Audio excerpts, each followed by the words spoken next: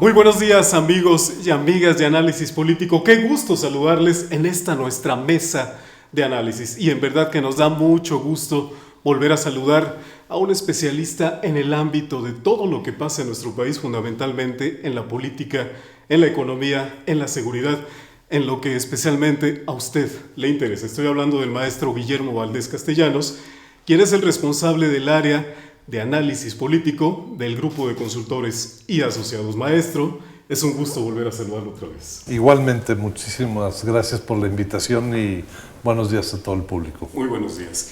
Y por supuesto también, como siempre, me da mucho gusto saludar a mi amigo David Mendívil. David, qué gusto. Muy buenos días, Juan Lorenzo, maestro Valdés, amigos de Análisis Político.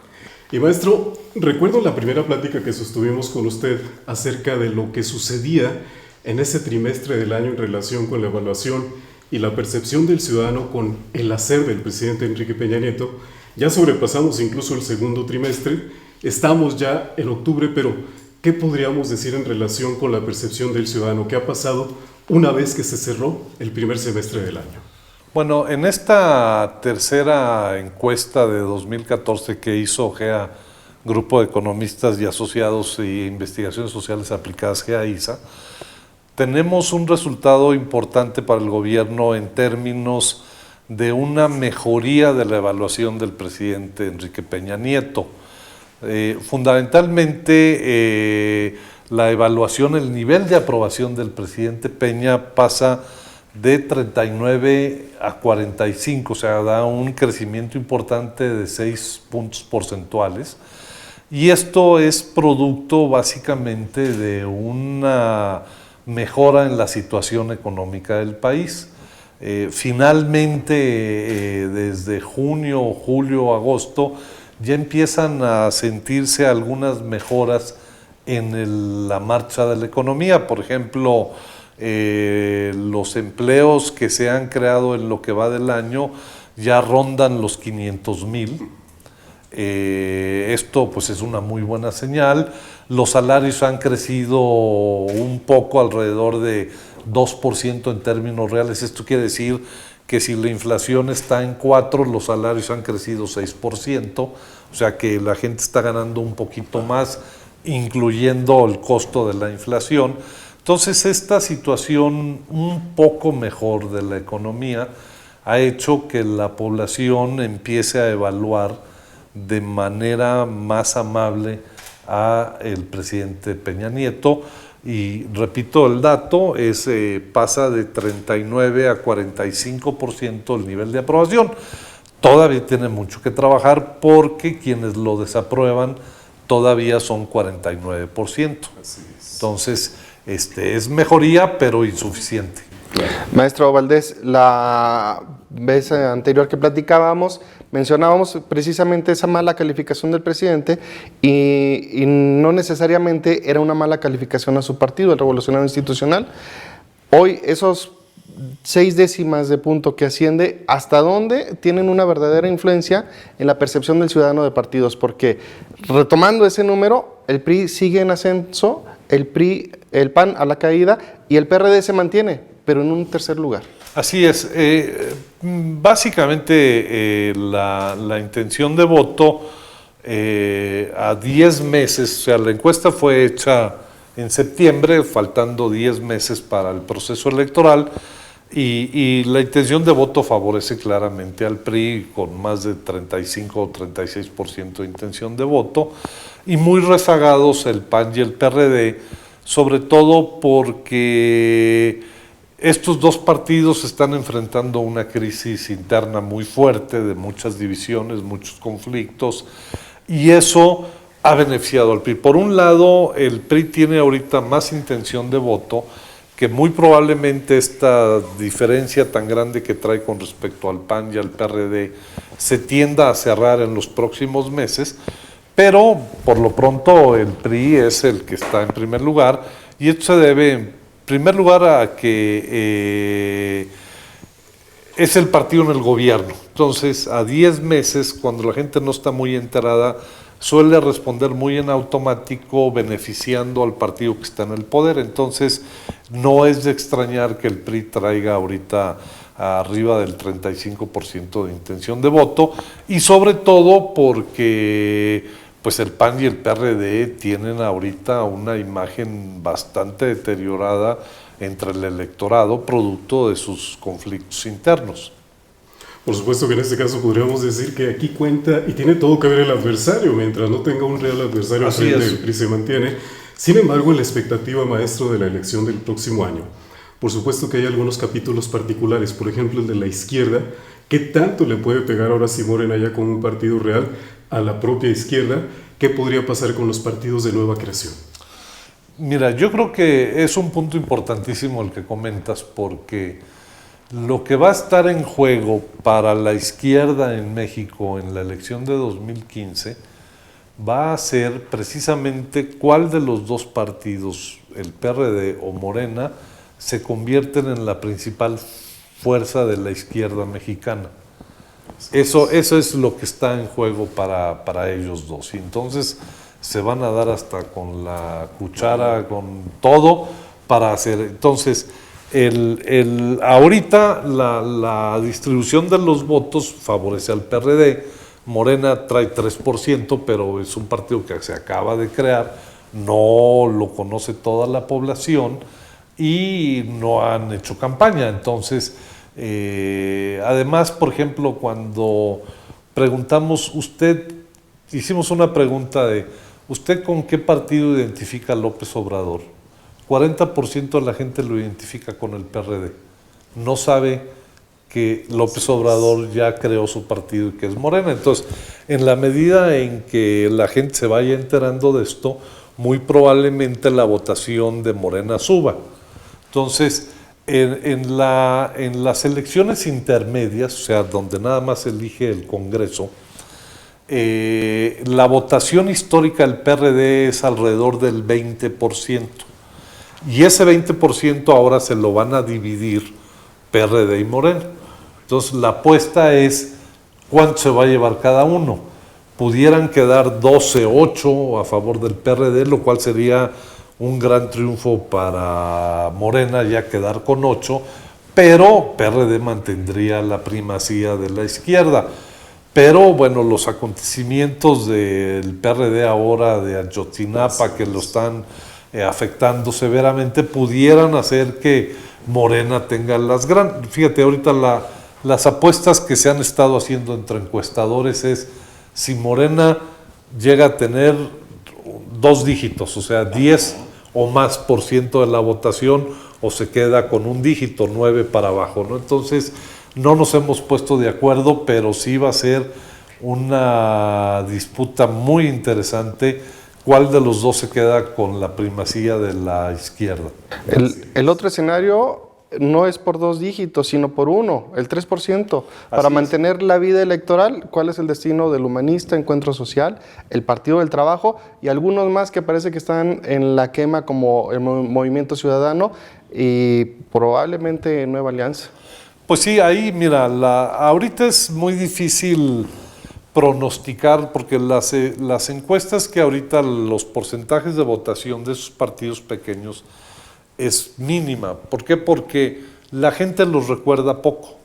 Entonces, en la medida en que haya las campañas y la gente se acuerde que existe el Verde, que existe el Movimiento Ciudadano, etcétera, suben sus intenciones de voto, pero sí va a estar muy complicado que con el nuevo umbral que se aprobó en la ley para mantener el registro, es decir, que tienen que sacar el 3% de votación, lo que todo mundo damos casi por descontado entre los encuestadores es que Morena lo va a conseguir. El Verde no creo que tenga ningún problema, puede sacar 6-7%, probablemente un poco más. Entonces tenemos 2 seguros. El PANAL tiene una base y una estructura política fuerte, fundada en el magisterio, y no sería raro que anduviera en el 3 o el 4%.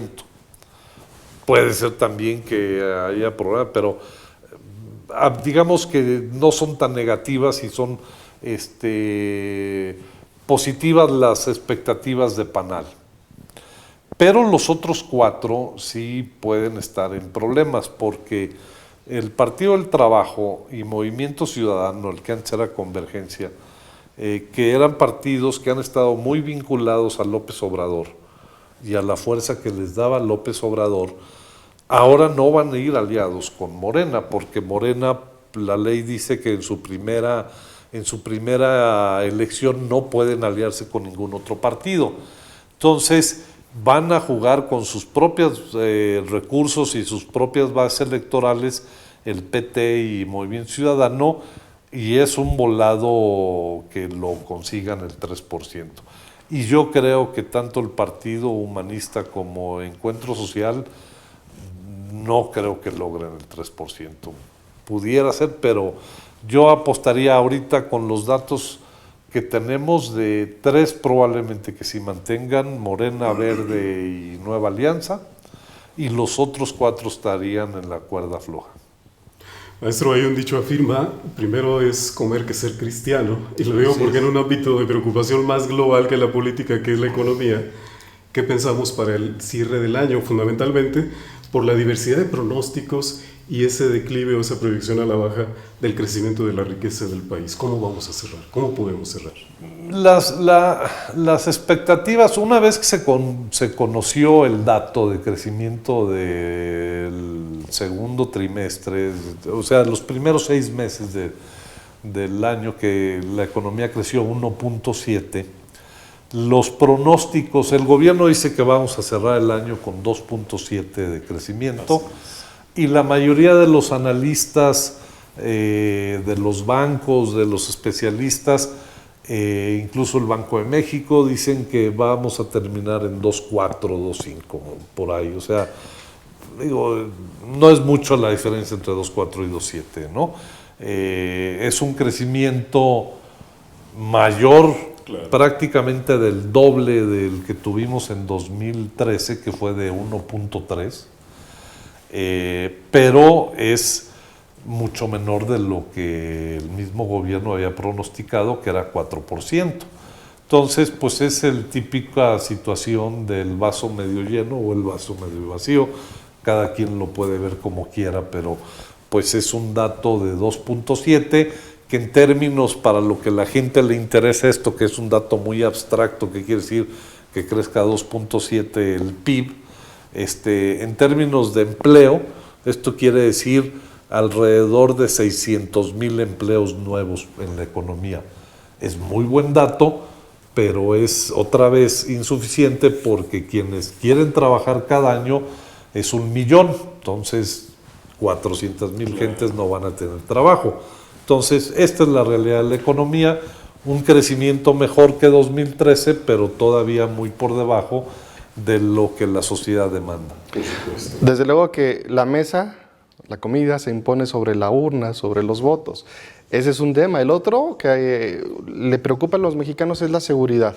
Entre las estadísticas que veíamos con usted al cierre del anterior trimestre, con estas, ¿ha mejorado sensiblemente la percepción de la seguridad de los mexicanos? Sí, hay una percepción mejor de la ciudadanía de la problemática de seguridad. Quienes piensan que la seguridad es el principal problema del país se redujo de 43 a 35%, y también la gente que piensa que la inseguridad ha caído también ha tenido un repunte importante, es decir, la gente se siente un poco más segura, y esto coincide con algunas estadísticas que el gobierno publica mes a mes, por ejemplo, sobre el comportamiento de los homicidios, que entre mayo y julio cayeron 8%, los secuestros y las extorsiones también tienen una tendencia decreciente, y esto es lo que haría que la gente esté percibiendo un país menos inseguro. Sin embargo, maestro, y de manera concluyente, hay hechos coyunturales y muy lamentables en nuestro país que incluso han puesto a México en el ámbito internacional en un gran juicio prácticamente sumario en contra de lo que sucedió en Tlatlaya. Ya recordamos esos hechos del 30 de junio, y luego en septiembre con estos muchachos de Ayotzinapa, hechos coyunturales y lamentables. Sin embargo, en el ámbito de la opinión pública se ve como que desbarata un tanto el discurso de que vamos mejor en la seguridad. ¿Durará esto el efecto hasta dentro de 9 meses, que es la elección? Yo creo que son hechos lamentables. Lo que es muy difícil pronosticar el impacto que puedan tener en la opinión pública y en las intenciones de voto. Yo creo que sí pueden ser un punto de inflexión. Yo creo que es la primera gran tragedia de seguridad que enfrenta esta administración. Y en este sentido, si no lo llega a resolver, o sea, porque lo primero que puede ayudar a medio revertir el impacto negativo que está teniendo en la opinión pública nacional e internacional, el tamaño de la tragedia es que si no la resuelve, si no se aclara dónde están estos muchachos y qué les pasó, y eventualmente quién es el responsable de la muerte de los que ya se sabe que fueron asesinados y de los que están desaparecidos, va a ser muy difícil que rompa esta percepción de decir este gobierno iba bien pero ya no está tan bien y no está resolviendo los problemas. Yo creo que la opinión pública es muy curiosa y muy compleja porque podemos tener, y está demostrado que hay situaciones, por ejemplo, en estados de la República donde la delincuencia es mucho menor, pero la percepción de inseguridad puede ser elevadísima por contagio de información de estados vecinos o por distintas razones.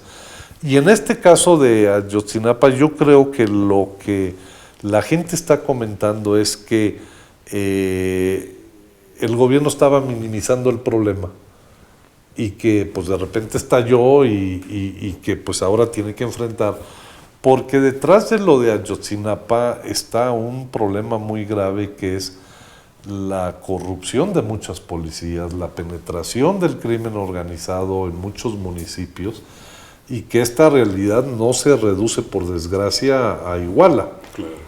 En muchos otros estados del país está esta situación y pudieran darse casos semejantes en otras. Entonces, la gente está percibiendo que aquí hay un problema más grave, no solo la desaparición de estos muchachos, sino una situación que no ha sido resuelta y que esta es la que tendría el gobierno que enfrentar para que no vuelvan a ocurrir eventos como este tipo. Claro. Mucho se ha hablado, maestro Valdés, del cambio de comunicación del gobierno federal en materia de seguridad, precisamente. Pero ante hechos como los ya hablados de Tlatlaya, de Ayotzinapa, los impactos de la aprehensión de líderes de cárteles como Héctor Beltrán, como Vicente Carrillo, no han tenido ese impacto, han quedado por debajo de estas tragedias. Así es.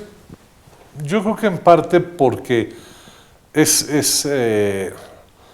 son capturas terriblemente importantes, o sea, no hay que minimizarlas. Son dos figuras emblemáticas del crimen organizado, Héctor Beltrán el H, hay quien lo ubica como el verdadero cerebro de ese cártel, y por otro lado una de las figuras históricas legendarias del cártel de Juárez, Vicente Carrillo. O sea, son hechos muy importantes, pero como no son los primeros, su impacto es mucho menor, ya la gente se va acostumbrando, ¿no? O sea, antes detuvieron al Chapo y en el gobierno anterior se detuvieron muchísimos más. Entonces, el rendimiento, digamos, de estas capturas es decreciente. La gente dice, qué bueno, uno más, qué bueno que sí, pero ya no tienen el impacto mediático que otras detenciones. Pero frente a la magnitud de lo de Ayotzinapa, pues parece pequeño. Una detención, por más importante que haya sido el señor, pero por ejemplo, fíjate, tampoco el momento de Juárez es Ciudad Juárez en 2010, 2011, llegó a representar el 30% del total de asesinatos en este país. O sea, era una ciudad incendiada. Si en ese momento se hubiera detenido a Vicente Carrillo, hubiera sido de un impacto brutal.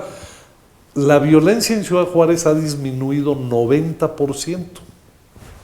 O sea, realmente Juárez ya es una ciudad que regresó a unos niveles de seguridad buenos. Entonces, detener al que fue el líder ya después de esto, pues también el impacto es menor, ¿no? Pues bueno, eso explicaría un poco los distintos impactos de estas noticias.